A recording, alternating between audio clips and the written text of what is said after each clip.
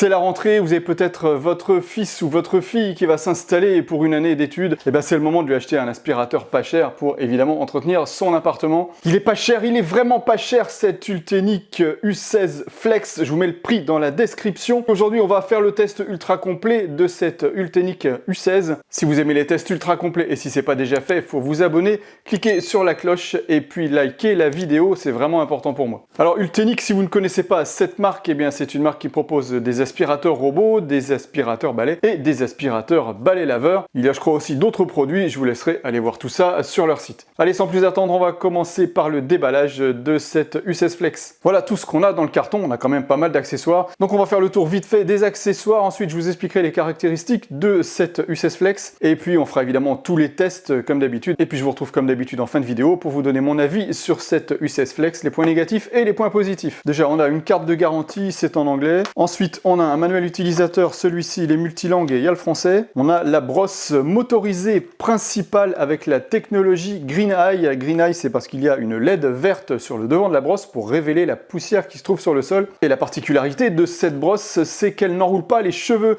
Elle est antistatique et il y a un système pour empêcher l'enroulement des cheveux et de manière à ce qu'ils soient complètement aspirés et partent directement dans le réservoir de l'aspirateur. Évidemment, on va tester ça tout à l'heure parce que moi, tant que j'ai pas vu que ça marche, je peux pas affirmer que ça marche. On a un filtre de rechange pour le moteur de l'aspirateur, c'est un filtre EPA et celui-ci il est lavable, hein, donc quand vous aurez lavé votre filtre, vous pourrez le faire sécher et continuer d'utiliser l'aspirateur avec le deuxième filtre. On a un petit suceur plat, bon du classique, hein.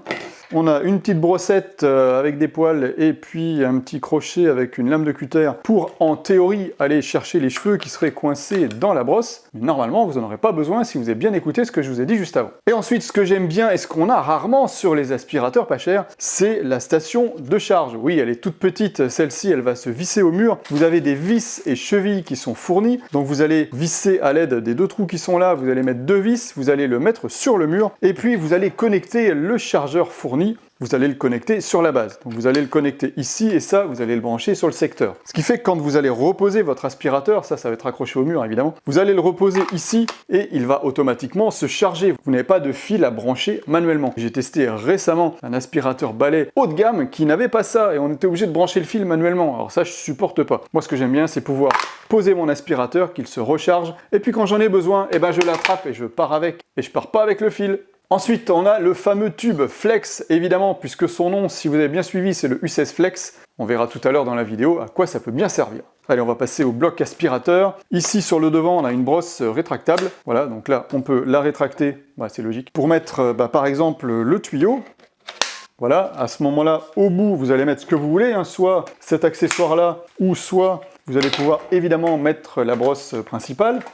Ça s'emboîte très facilement. Au niveau du bloc moteur, on a une batterie qui est amovible. Ça, c'est bien parce que quand la batterie est morte, on peut en acheter une autre. Ou alors, on peut même en acheter une deuxième si vous avez une très grande surface à aspirer et qu'une seule batterie ne vous suffit pas. C'est une batterie 2200 Ah qui va vous permettre d'atteindre en mode économique 60 minutes d'aspiration et puis en mode turbo 20 minutes d'aspiration. Évidemment, je vais tester ça tout à l'heure pour vous donner les vraies valeurs. Le moteur a une puissance de 550 watts pour une puissance d'aspiration de 45 000 pascals. Alors, je suis vraiment désolé, mais je ne peux pas vérifier la valeur des pascals. J'aimerais bien avoir quelque chose qui me permette de le vérifier, puisque ces valeurs-là, c'est bien de les annoncer, mais c'est la seule valeur, moi, que je ne peux pas vérifier, et ça m'embête un peu, que ce soit évidemment pour cet aspirateur ou pour tous les autres que j'ai testés auparavant. Donc si jamais vous avez des idées d'appareils qui pourraient permettre de tester la puissance d'aspiration, n'hésitez pas à m'en faire part dans les commentaires, ça pourrait m'intéresser. On a un bac à poussière de 1,2 litres, il se vide très facilement grâce au bouton rouge qui se trouve ici.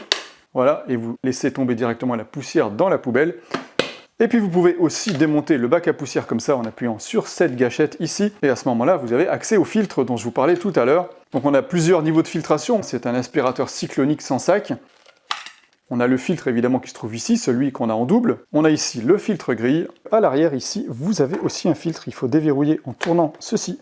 Et on accède ici à un autre filtre. Tous ces éléments peuvent évidemment se laver sous l'eau, pensez bien à les faire sécher avant de les remettre en fonction dans l'aspirateur. Sinon vous allez cramer le moteur. On a une gâchette ici, là, sur mon doigt, c'est une gâchette on-off, vous appuyez un petit coup pour mettre en route, et vous rappuyez pour couper le moteur.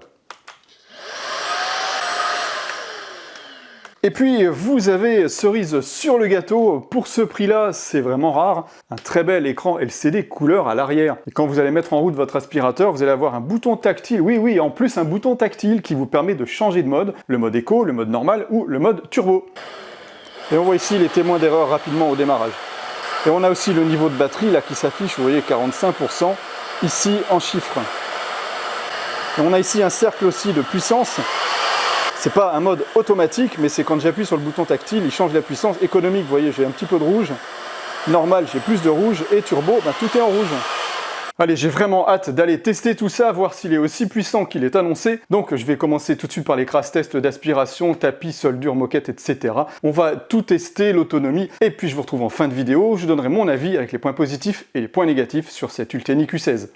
Son phare LED, donc la technologie Green Eye d'Ultenic, lui permet d'aller révéler la poussière qui se trouve sur le sol, et aussi ça lui permet, dans les endroits qui sont sombres, d'éclairer parfaitement. Vous n'avez pas besoin d'allumer la lumière pour aspirer. On voit parfaitement ce qu'on fait, et surtout les endroits qui sont très poussiéreux sont identifiés immédiatement. Vous voyez qu'il est super maniable, la tête pivote vraiment à 180 degrés.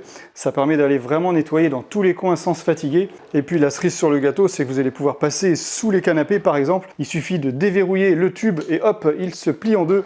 Vous allez pouvoir donc nettoyer facilement sous les canapés, sous les lits sans vous fatiguer. Et quand vous relevez l'appareil, clac, il se réenclenche automatiquement. Ça, c'est vraiment super pratique. Et puis vous entendez les roulettes caoutchouc qui font vraiment pas de bruit quand ils se déplacent sur le sol. Alors, pour savoir si la brosse va enrouler les cheveux ou pas, le mieux, évidemment, c'est de tester avec des vrais cheveux. Et pour ça, j'ai fait appel à ma femme et ma fille qui se sont cotisées pour me fournir pas mal de cheveux. Donc je vais simplement passer en mode normal et on va aspirer tout ça.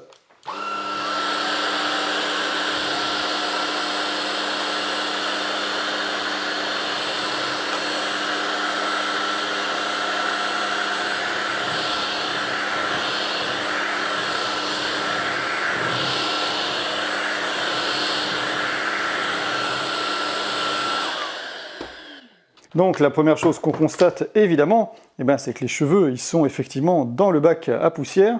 Donc de ce côté-là, effectivement, les cheveux ont été ramassés. Maintenant la question est de savoir est-ce qu'ils sont réellement tous là ou est-ce qu'ils sont restés en partie dans la brosse. À noter qu'il y en a quelques-uns qui se sont enroulés autour du filtre gris, mais c'est pas forcément gênant.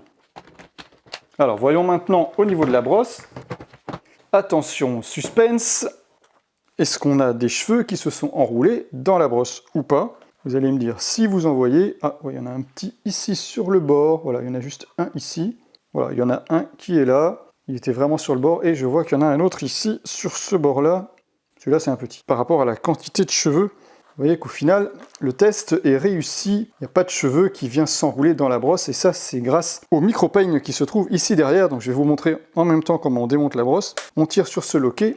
On vient soulever la brosse. Et ensuite, on la sort, et donc là, vous voyez le micro-peigne ici tout le long, qui vient justement peigner les cheveux, les récupérer de manière à ce qu'ils soient aspirés directement au centre. Et on va en profiter pour regarder la brosse de plus près. Ici, vous avez deux grosses roulettes en caoutchouc, qui sont très silencieuses sur le déplacement des soldures. Et puis vous avez deux petites roulettes ici sur le devant, une petite ici, et une autre petite ici. Et puis tout autour, ici, vous avez une feutrine, pour vous éviter évidemment de rayer vos parquets. Voici le moment tant attendu du crash test. Alors là, je me suis lâché, il y a de la poussière, des miettes, du riz, il y a des cheveux, il y a des gros morceaux, des morceaux de papier, etc.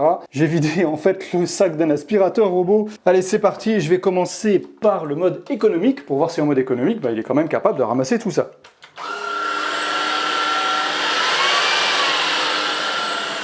Voilà, je suis en mode économique, c'est parti. On va voir aussi s'il ramasse bien le long de la plainte.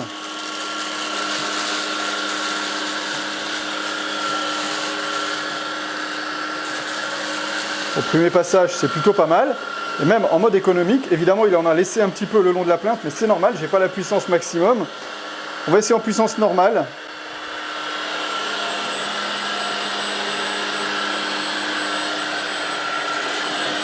C'est un petit peu mieux le long de la plainte. Allez, puissance maximum.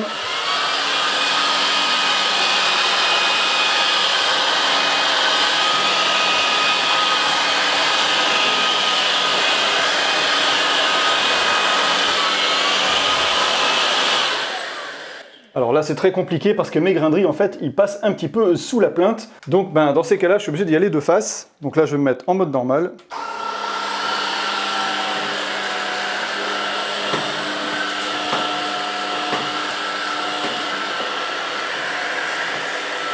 Et là, effectivement, il m'a ramassé tous mes grains de riz correctement en mode normal.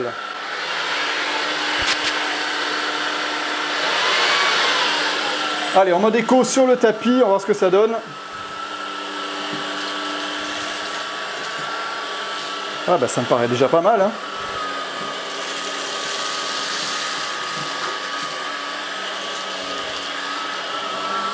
Franchement, c'est plutôt bien, même en mode éco, hein.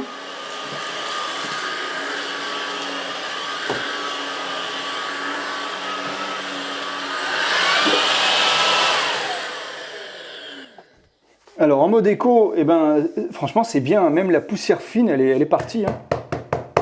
Honnêtement, est-ce que ça vaut le coup de mettre une puissance plus forte? Je sais pas trop là, hein. Je vois pas de grain qui serait... Bon alors c'est un tapis, il n'y a pas de poil épais, hein. Mais malgré tout, franchement c'est efficace. Je pense que c'est les poils de la brosse qui doivent être super efficaces sur les tapis. Bon, allez, je vais finir quand même à puissance maximum pour bien extraire toute la saleté du tapis.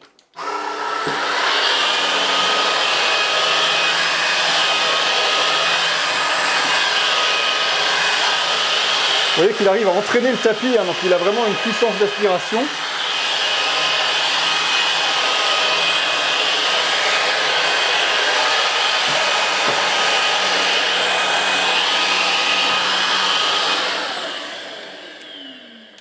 Bon bah là, il n'y a rien à dire, hein. Franchement, résultat parfait, hein. Voilà, c'est nickel. Évidemment, toute la poussière, elle s'est retrouvée dans le bac de l'aspirateur. Je vais vous faire un peu de lumière, on verra mieux. Voilà, effectivement, tout est dans le bac de l'aspirateur. Tout a été correctement ramassé. Alors, je vais vous le montrer ici, mais c'est juste pour la démonstration, hein. Pour vider le contenu de l'aspirateur, c'est très simple, au-dessus de la poubelle, il n'y a que ce bouton à appuyer. Et toute la poussière tombe sur le sol. Évidemment, il faut taper un petit peu. Et voilà, et ça permet de vider entièrement l'aspirateur sans être réellement en contact avec la poussière. Et vous voyez que maintenant, il est parfaitement vide. Allez, là, on va tester le suceur plat en mode économique. Bon, bah déjà, même en mode économique, ça fonctionne bien. Et en mode maximum.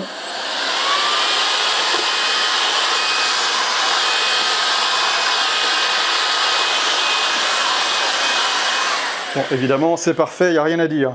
Et puis la fameuse brosse douce qui est intégrée à l'aspirateur, et bien là, elle est vraiment adaptée pour nettoyer les meubles sans les abîmer.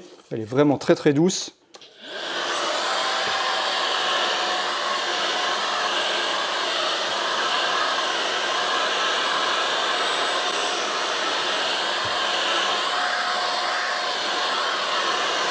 Et on voit bien la différence avant-après.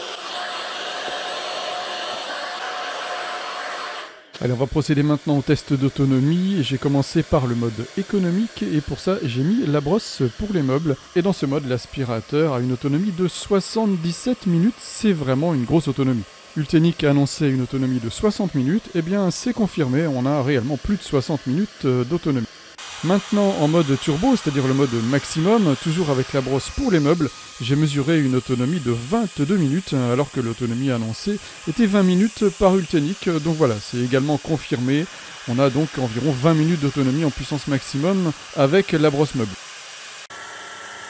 Et pour finir, je me suis mis en mode économique et cette fois-ci, j'ai mis la brosse motorisée, hein, la brosse pour les sols. Là, je vais avoir donc une consommation évidemment d'énergie supplémentaire. J'ai le phare LED à allumer, j'ai le moteur de la brosse motorisée. Et là, donc, j'ai atteint une autonomie quand même de 62 minutes. Donc, j'ai dépassé l'heure d'autonomie. Ça, c'est vraiment très bien, hein. Et puis, vous l'avez vu tout à l'heure, le mode économique, il est quand même relativement efficace. Donc, vous allez pouvoir vraiment compter sur ce mode économique si vous avez une grande surface à aspirer.